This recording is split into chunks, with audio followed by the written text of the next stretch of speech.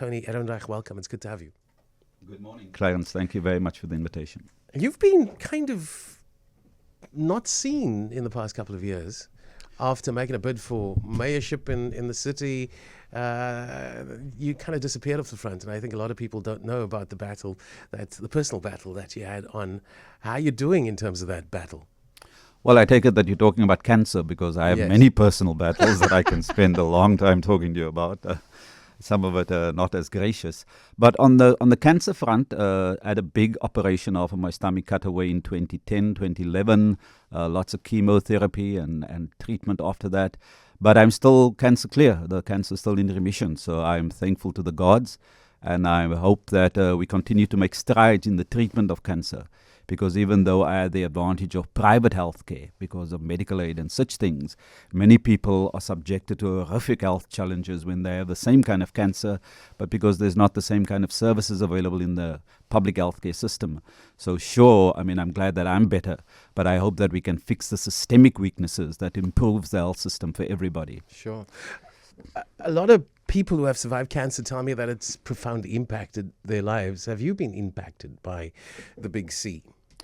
I think that I haven't made fundamental choices that have changed my life significantly, in the sense that I'm really debilitated by the illness. I've lost a lot of weight. I can't eat as much, and my dietary stuff is a bit of a challenge from time to time, but it's not an impediment. I feel well. I feel I can do the things that I want to do.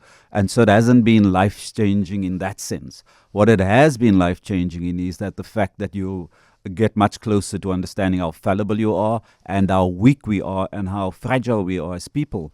And so that is a bit of an awakening, I think, when we find ourselves in the same kind of fragility. So in that sense, a lot more empathy for people going through similar illnesses and other illnesses. But at a physical level, while it's made some physical changes, it hasn't demanded that I make huge physical changes to my life. And I think part of it was the luck that they caught the cancer early and was able to extract most of it.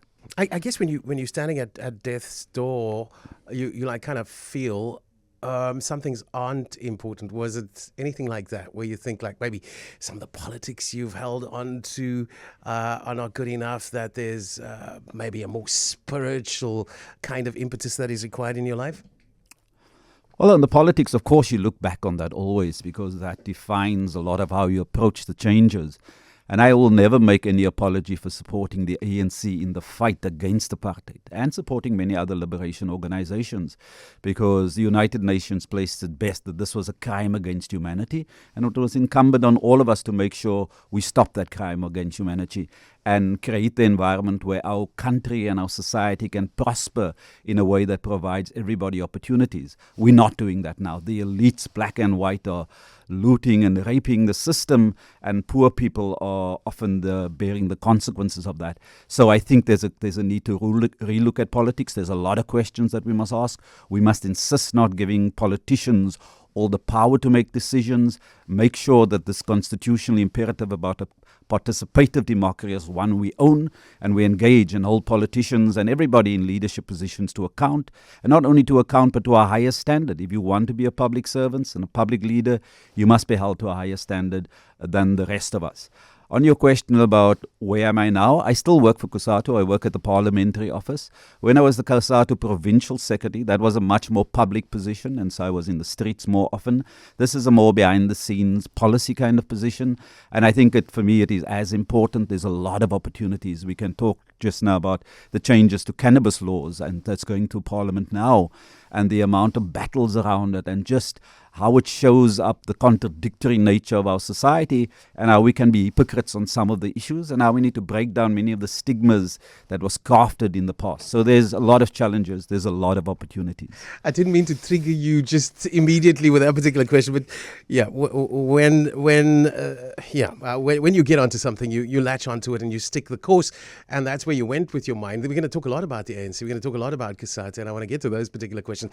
You have a very distinct accent. There's a bit of a bray there, which we want to reconcile. Help us reconcile that bray.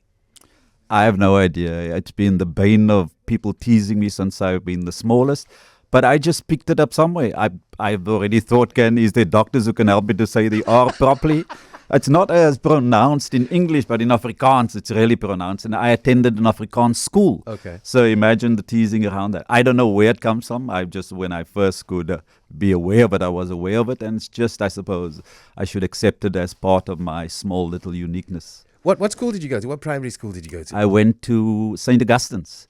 First few years, St. Augustine's in Parow before the school was closed down there for the Group Areas Act, and then St. Augustine's on the corner of Dalleray Road, and high school at Elsies River High in an Afrikaans school. So from English to Afrikaans, and so it was a good thing because I'm fairly multilingual now, I think. I bet you've never sung the song Dalleray, Dalleray.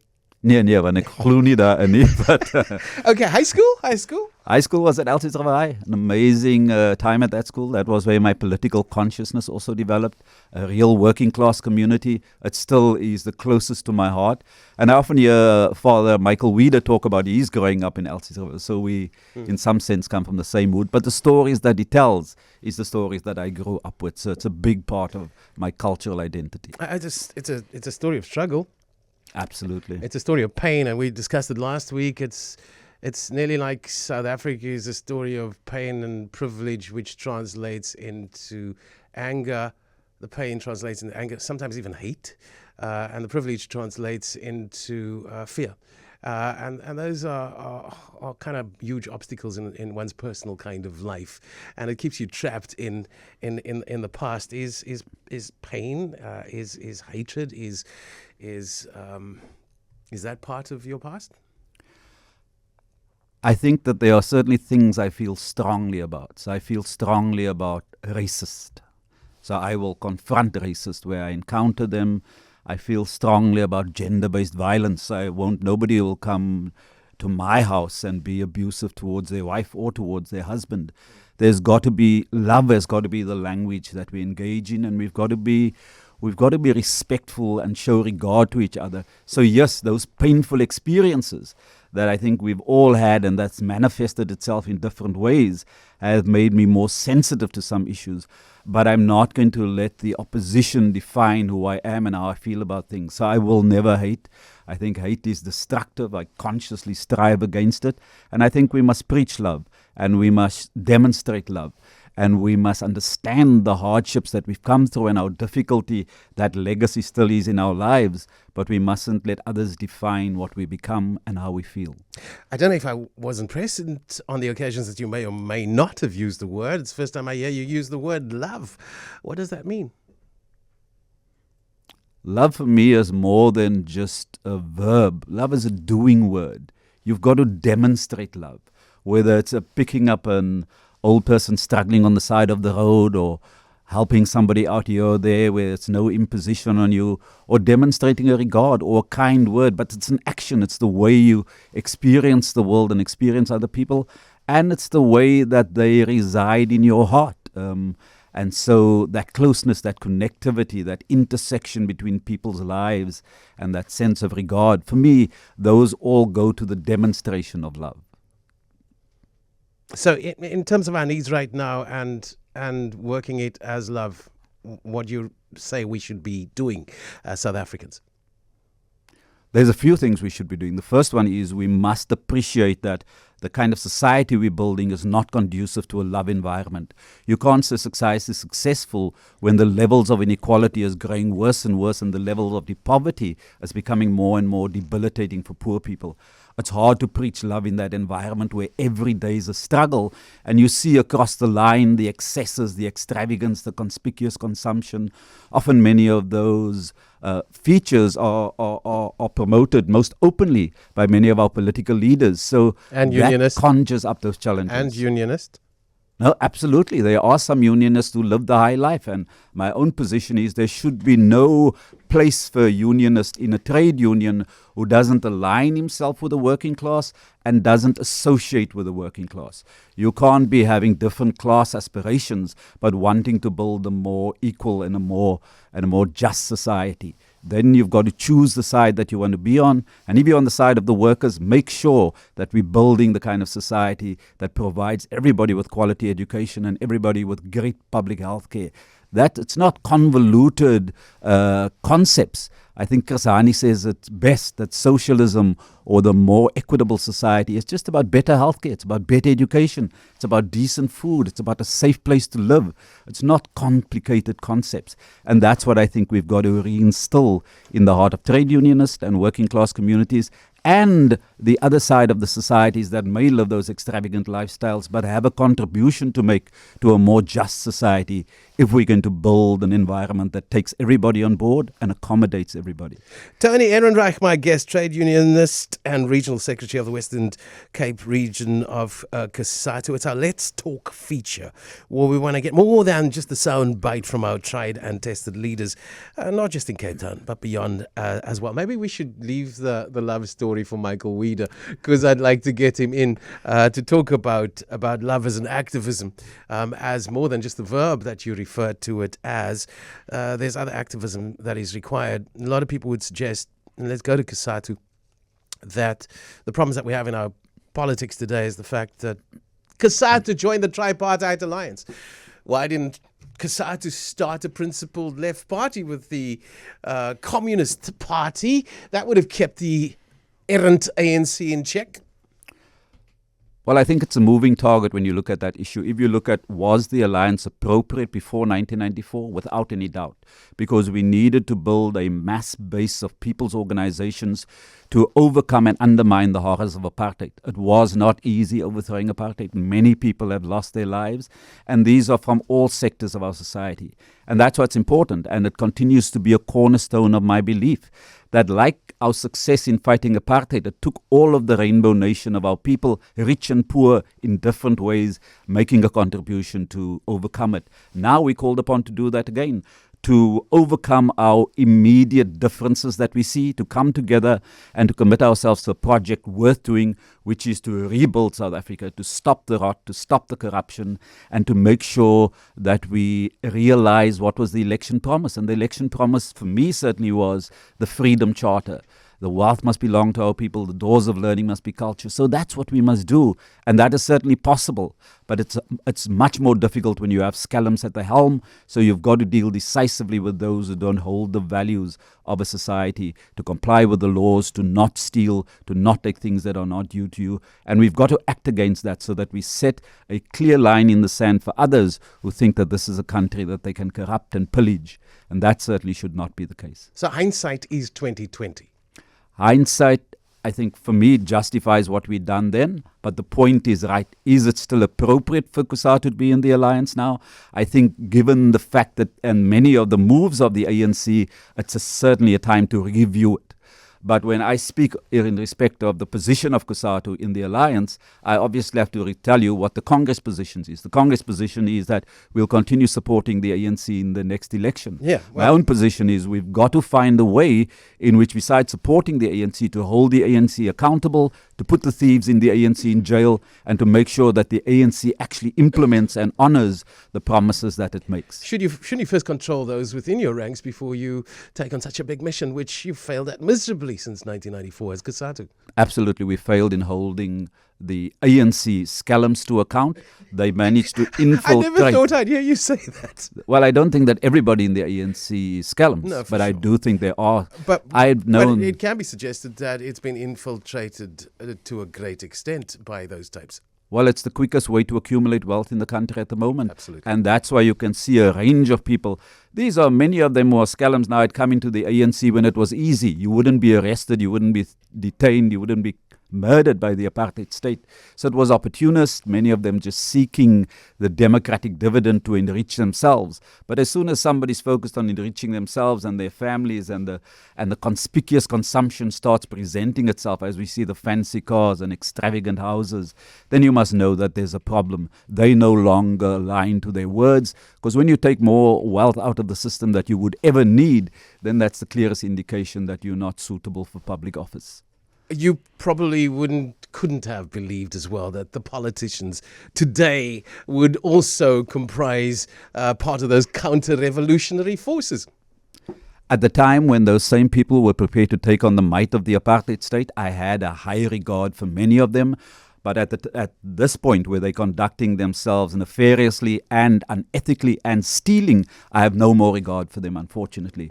I have regard for those who can act in service of our people. If you're acting against the interests of our people, against the interests of our country, then you don't need and should not have any standing in the society.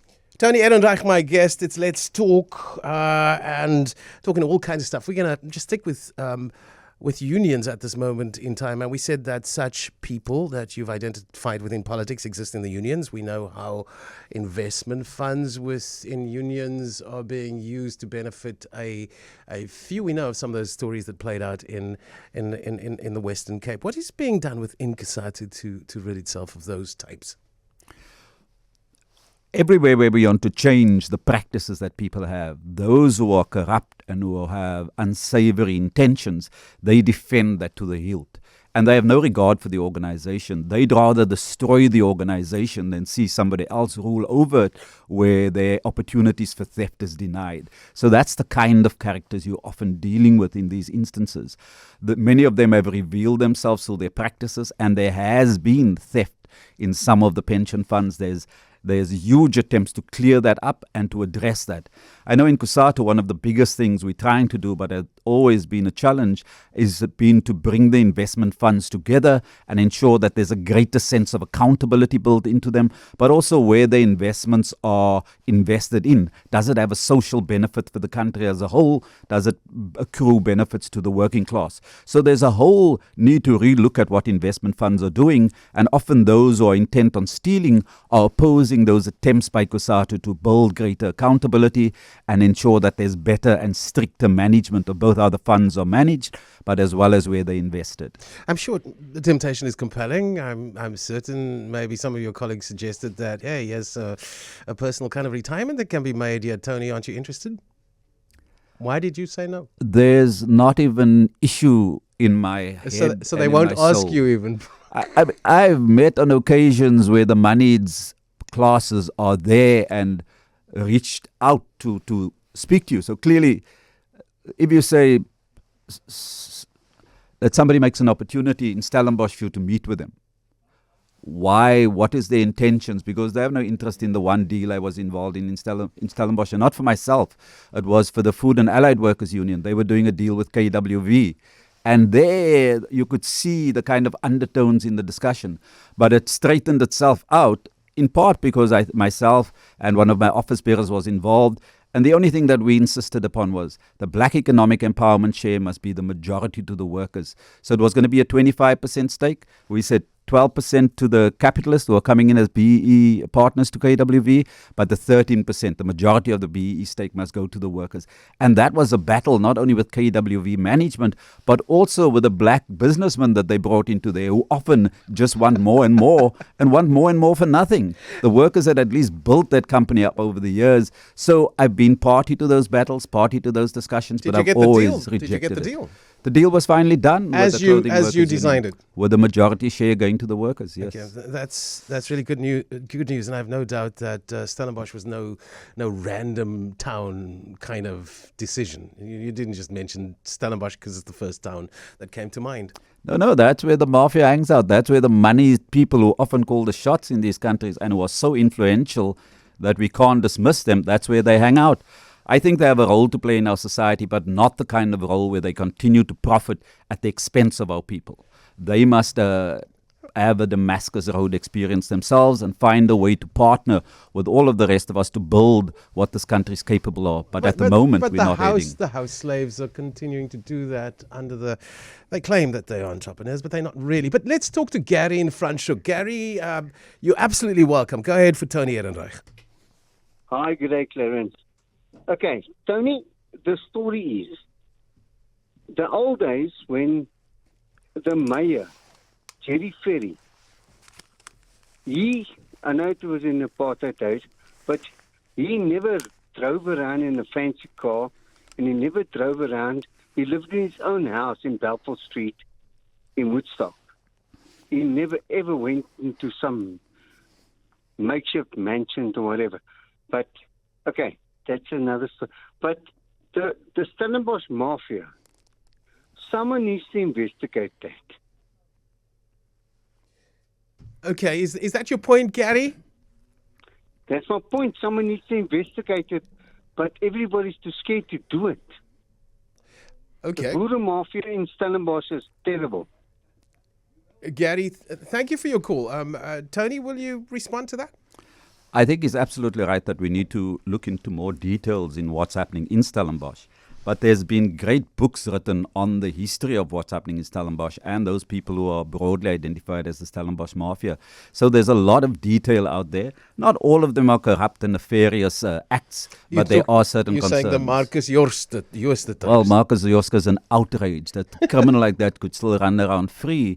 And working people, poor people, have lost millions and billions of rands in those pension funds, and somebody like that just gets away with it, and the state does not appear to have the ability to act decisively towards them. The other point that Gary makes that I absolutely agree with is that I don't know where this notion of perks for political leaders come from. They should be living the same lives like the rest of us and not be elevated into all kinds of stuff. Exactly, because when they're queuing at the same day hospital, then they'll understand the urgent need to fix that tomorrow. We have a lot of people on the side of the road, some of them skilled, pretty desperate, just even for a day's work to put food on the table, willing to work for literally, well, I don't think they're going to accept less than they want, but certainly less than what the minimum wage dictates.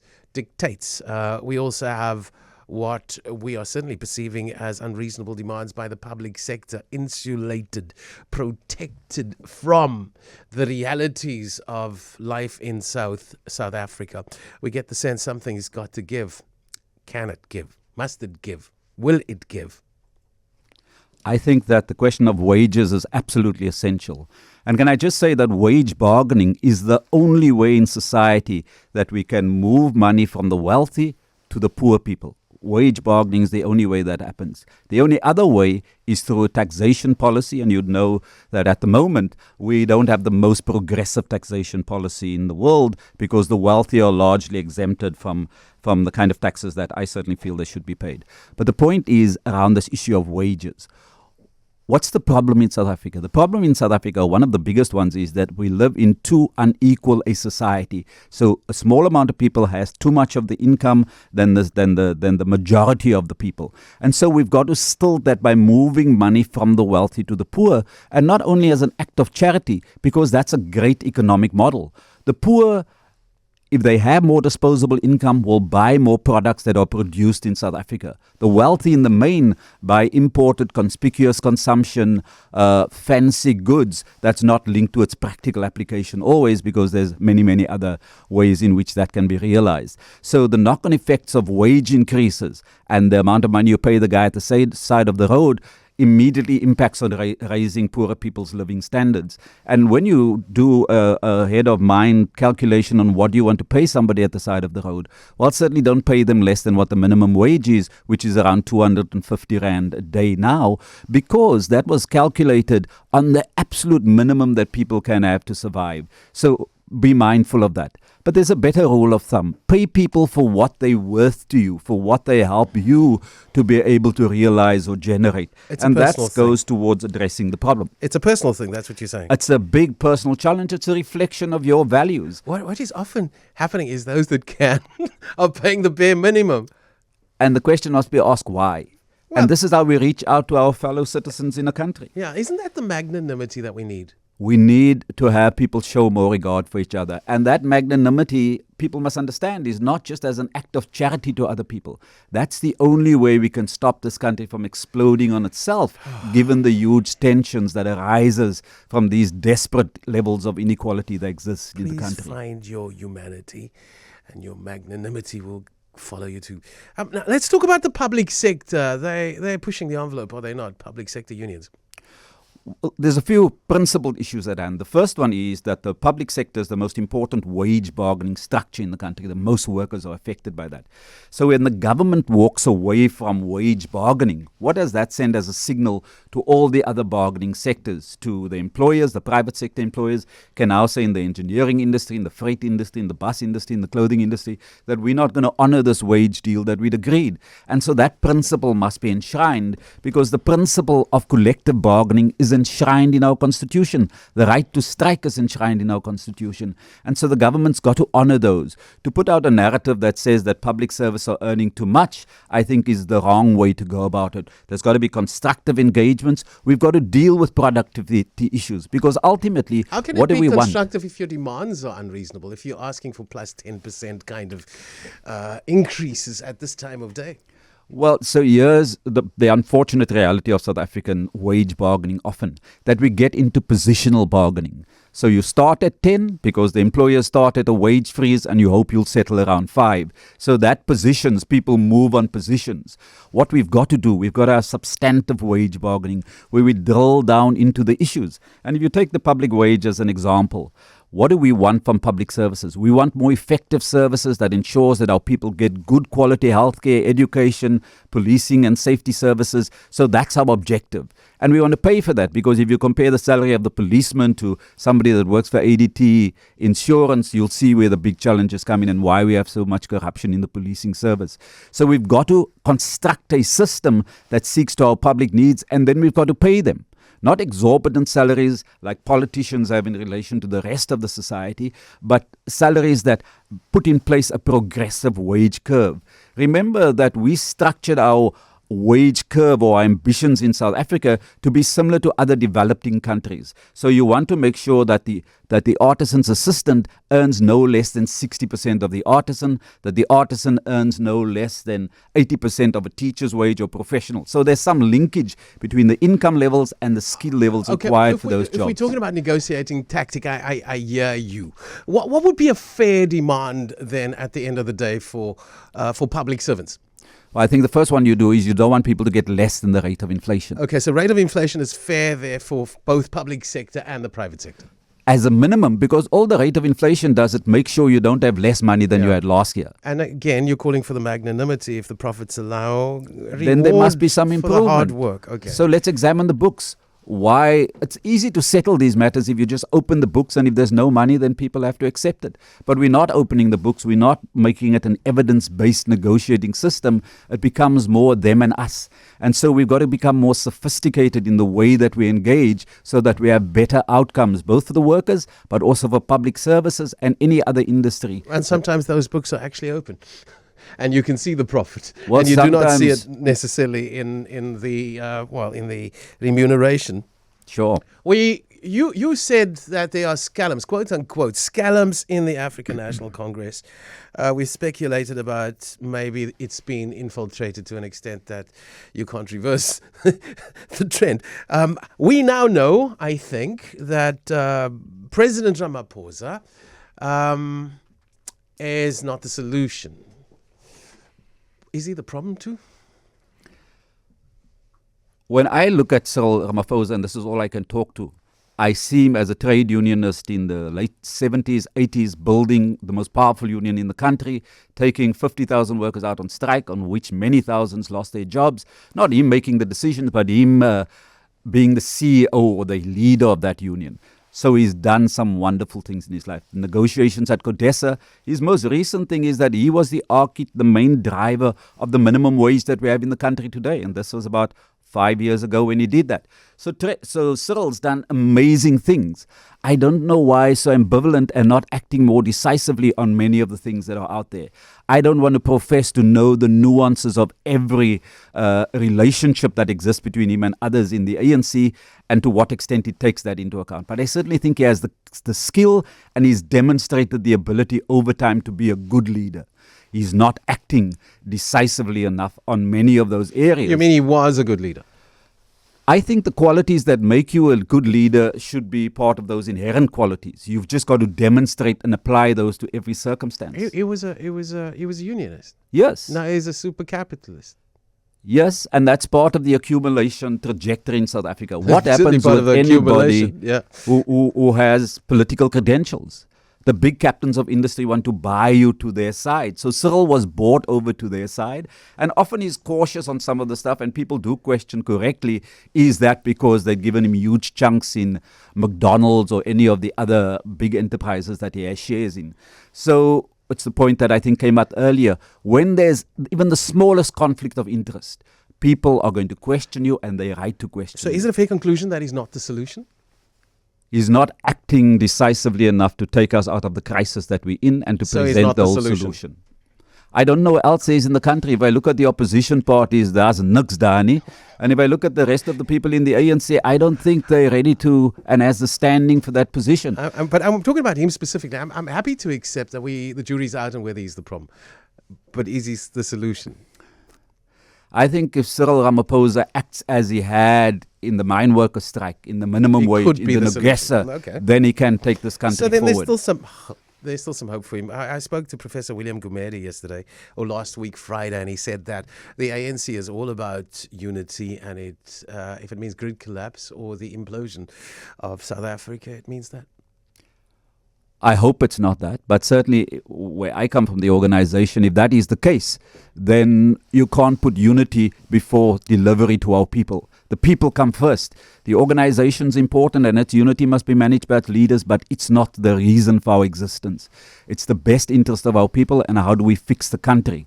The ANC mustn't become part of the problem by defending their unity at all cost position. Do you think the ANC can save itself? This battle for the soul that's been waging, at least for the past 12 years, the battle for the soul, who's going to win it?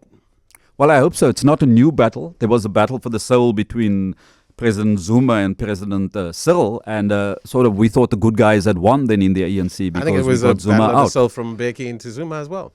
It seems that in all of those changes, there are huge contestations, and there's got to be a better process of managing leadership succession. We're not doing well as an organization if it brings this amount of stability into the country. You say we. Because I'm part of those organizations, the ANC, COSATU, the SACP, they have their engagements around these issues. If so the that ANC emerges- goes into the poll, you have meetings with the ANC afterwards, and maybe you get some seats there. Again, isn't it time for the ANC, for the COSATU, or for unions and left to distance itself from what this organization has become? That clearly is what's emerging. At the last COSATU conference, there was a huge uproar. Many of the members were unhappy, and you would know the result of that conference was that many of the members in the House wanted the SACP to stand for elections. So clearly, certainly in COSATU and many, many other comrades are losing patience with the ANC. We're losing patience with this corruption. And unless we see an addressing of issues like load shedding and all the other state-owned enterprises, including metro rail trains, unless we see those things being fixed decisively, then there's going to be a parting of ways with the ANC, I'm Okay, afraid. we're going to watch that with interest, but I got a funny feeling it's going to play out in the manner that it has in the recent past. Let's talk about this particular city. You ran for mayor under the ANC banner. Why did you take up that option a couple of years ago? The ANC first approached me and asked whether I would stand as their mayoral candidate, and this is because I'm an ANC member in good standing. And so that's why they approached me. I then said no. My main purpose in life is I want to build the unions. I want to be part of the labor movement. That's where I want to work. And so was not key. People in the ANC then went to lobby people on the executive committee of COSATU. We had an executive committee discussion about it, and COSATU felt strongly that I should stand as the ANC candidate because there were some troubles internally with the ANC candidates being compromised and all kinds of other issues. I had stood then at the behest of the COSATU executive committee for the ANC as the mayoral candidate because COSATU felt that was the important thing to do. It's always going to be hard to win the elections in the city of Cape Town. Look, we lost it when Mandela was really on the faces of our banners. So there's a lot of political work that must be done before you're going to be able to respond to what people's political choices are. But that's what got me on the polls, and that's what I stood. Are you saying it's the loyalty, you took an instruction and you ran with the instruction? Is that what you're saying? I'm saying two things, that the COSATU can instruct me to do certain things. Of course, I have some latitude to say yes or no, but on issues that COSATU feels important. But the second thing is that whatever social capital I have, whatever standing I have as a labor leader, comes by virtue of my association with COSATU and my association with the ANC. So it's not something that emerges from nowhere. And I felt that I had to honor that as part of the process to helping to get our country back on track and the ANC back on track. It's not my first prize of where I'd like to serve by people in the city of Cape Town. I prefer the unions, but I was more than happy to do that at the behest of my organization. You went to St. Augustine's School in Parow, grew up in Elsies River. You've got a very distinctive braid that Madeline loves. Are you colored? I'm colored is a apartheid aberration. Apartheid created this way to define us. I like seeing myself as Camisa, which signifies this. Well, firstly, it signifies the river that flowed out just next to the castle, that many passing ships and many of the indigents, the local people, used as an important water source. And for me, it's that strength, that's that rebirth, it's that freshness of the water that our people represent, that ability to come together, to mix together. And who is this Camisa or colored community? They're a variety of people from the original indigenes, whether it's Xhosa or San or Khoi or any of the cultural classifications that there are. So that's an important part of it. But remember, here was a trading station before Jan van Riebeeck arrived in 1652. And the people running that trading station was a mixture of people. They were foreigners from the rest of Africa, sailors and soldiers that came by the port of Cape Town and then decided to stay here. So it was a vibrant mix of communities, not obsessed with people's color. It was just an integrated, developing trading station at the tip of Africa, and that wonders represent the coming together of our people in their different hues. It's with Jan van Riebeeck and then the racism that followed the agenda to divide our people that they imposed and stole the land from many of the indigents, the people who belonged here. And so I'm part of that community of people in the Western Cape How would you South Africa as a whole. self-identify if not a colored? In the classifications that exist in South Africa at the moment, if I have to use one of those, then I am a colored. I am of mixed descent that was broadly defined as colored. I prefer the name Camisa, but for purposes of categorization, I think they seek to do the same thing. Okay, so the allegation is that coloreds used to be previously disadvantaged, and now coloreds are a minority without the benefit of leveling the playing fields that other previously disadvantaged people have. Is that real or imagined?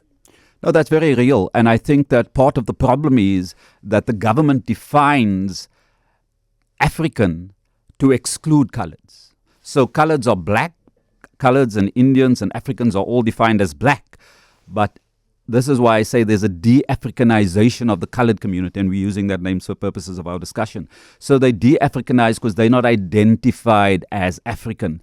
And that is just factually wrong because of how the colored community had come about. We have our roots in the Khoi and the San and the Xhosa and whatever cultural groups here were.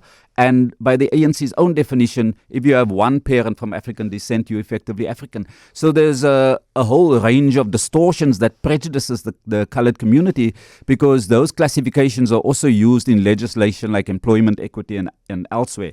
So we've got to be clear. If we categorize and distinguish between our people along these artificial categories, we're not bringing them closer together as a community and as one nation wanting to dig itself out of this hole. We keep seeming to emphasize the differences from the level of government, and that's not what a state should be doing. A state should be encouraging togetherness, an expression of all our cultural ambitions, and the building of one nation with one set of ambitions out of that identification. So you're saying it's not imagined, it's real? No, it's absolutely real. Okay, now let's look at real and extrapolate further. And as a member of COSATU representing this province, it looks as if the national government employs on a basis of national demographics. You have been a champion for all of your life of working class solidarity. It's exactly the same existence, maybe in different languages. It is a fact that national departments and SOEs at the harbour and elsewhere are not employing and reflecting the demographics of this particular province. How do you feel about that? There is a huge challenge with many companies, and how do they define what are the demographic quotas that they should set for themselves? What are the targets? Because look, in South Africa, the Western Cape was a coloured preferential area. So when I started organising factories in the late 80s, the 90% of the workers were coloureds. 90%, we now nearly 50-50 in the different hues of people in the Western Cape. So that should be reflected in those companies. So there has to be some adjustment in the employment processes.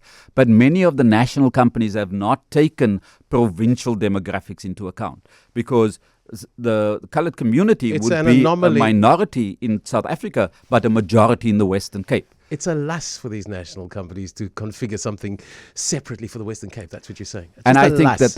that I think that the demographics should be provincially based, because remember, people were encouraged to live in different parts of the country, not out of their own making, by issues like coloured economy. preferential areas, the Sure. economy, Yeah. and apartheid legislation office on where the homelands were situated. Last question. If so-called coloureds, and I hate the term because I'm an anti-racist, and I think you're an anti-racist as well, are you? Absolutely. Just quickly, the nuance between anti-racism and non-racialism.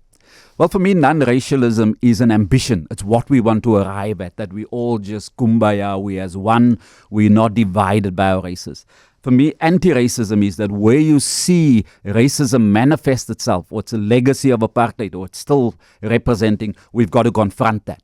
And we can't be quiet about that, because the process about change, about coming to non-racialism, is by actively campaigning along And anti-racist surely you lines. mustn't have to fill in tick boxes, are you black, white, coloured or Indian?